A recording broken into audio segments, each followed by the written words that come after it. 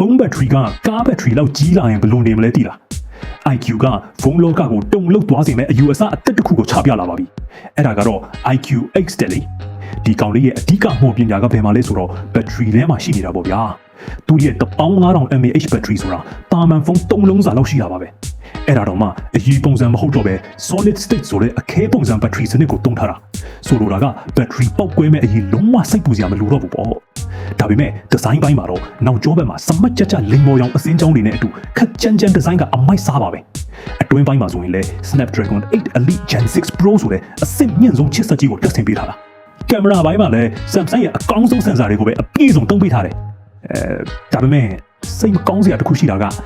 ဒါကချက်ချင်းဈေးကွက်ထဲဝင်လာမဲ့ကောင်မဟုတ်သေးဘူးအနာဂတ်ဖုန်းတွေဘလို့လာမလဲဆိုတာကိုစမ်းတက်ပြတဲ့ရှေ့ပြေးပုံစံတက်တက်ပဲရှိသေးတာဗျလက်ထဲမှာတကယ်ကင်ကြီးအောင်ကတော့အဝေးကြီးလိုသေးတာပေါ့ဒီလိုမျိုးဘက်ထရီဘလူးကြီးနဲ့ဖုန်းမျိုးသာလက်တွေထွက်လာရင်တပတ်လောက်အားမသွင်းမဲ့ဆက်သုံးလို့ရမယ်လို့ထင်ကြလားမိတ်ဆွေတို့ရဲ့အမြင်ကဘယ်လိုရှိလဲကွန်မန့်မှာဝင်ပြောခဲ့ကြပါဦး